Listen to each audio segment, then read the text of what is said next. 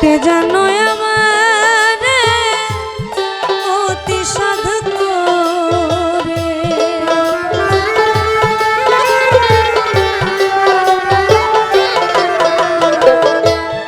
কে জানো আমার অতি সাধু করে, হাতখানি ধরে কাছে টেনে নিতে চায় আমার মন মাঝে যেন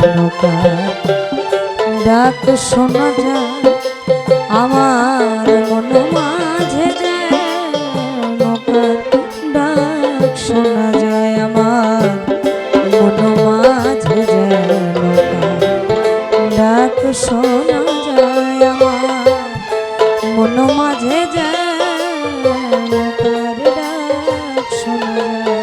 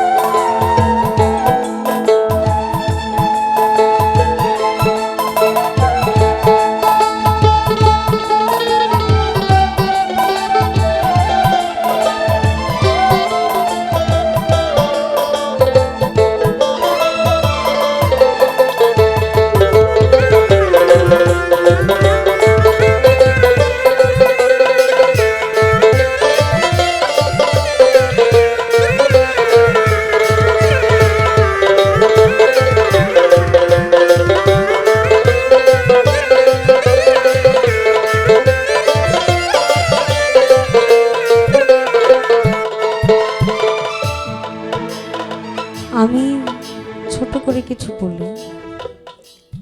আজকের যে অনুষ্ঠানটা মূলত ছিল লালন সাইজের বাংলা, আমাদেরকে ভাবের দিকে যাও, ভাবের দিকে যাও।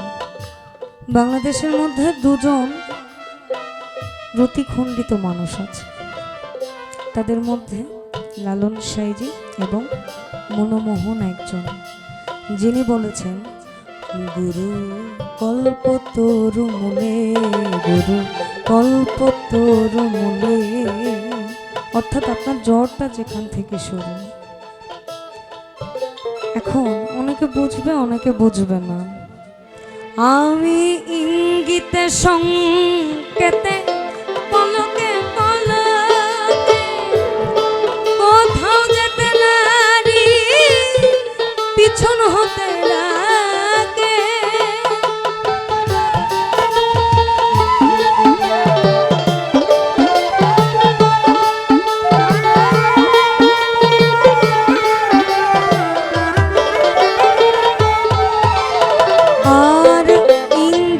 সংকেতে পলকে পলকে কোথাও যেতে নারী পিছন হতে ডাকে, শুনিয়া তার টান আমার চমকিয়া ওঠে প্রাণ,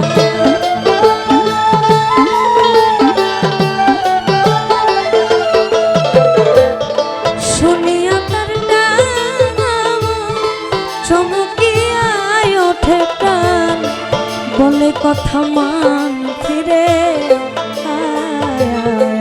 আমার মন মাঝে যেন ডাক শোনা যায়, দয়াল মন মাঝে যেন ডাক শোনা যায়, আমার মন মাঝে যেন ডাক শোনা যায়, মন মাঝে যেন ডাক শোনা যায়।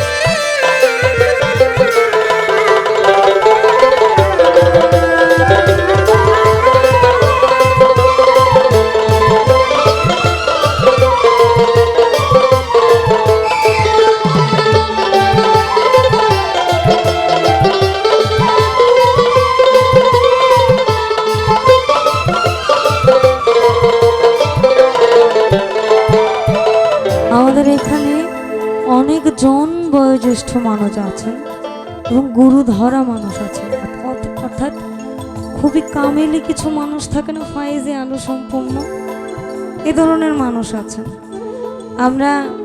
আমি তো ছোট মানুষ, আমি ওভাবে কিছু বুঝি না, তবে যদি গানের কথাগুলোর বিশ্লেষণ করা যায়, আমার মনে হয় এর থেকে গুরুর কাছে আকুল আবেদন আর কিছু হতে পারে না। এবং গুরু এবং ভক্তের মধ্যে যে বন্ধনটা, ভালোবাসার যে বন্ধন, অর্থাৎ আশিক এবং মাসুক, আমি এবং তুমি, তুমি আর আমি।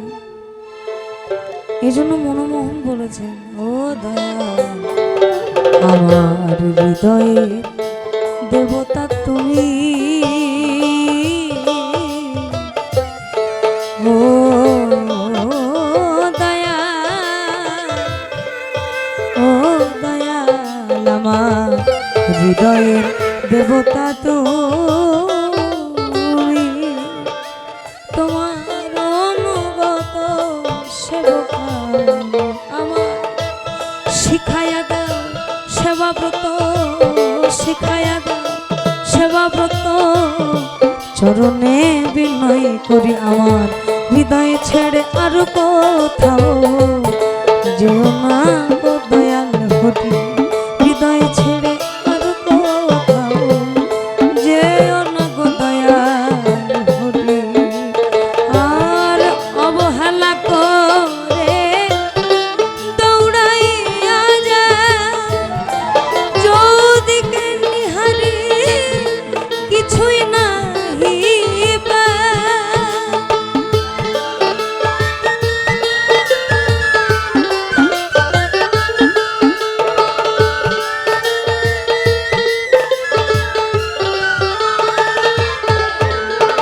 আমি অবহেলা করে দৌড়াইয়া যাই, চৌদিকে নিহারি কিছুই নাই পাই, ফিরে এসে কাছে দেখি হৃদয়ে মাঝে,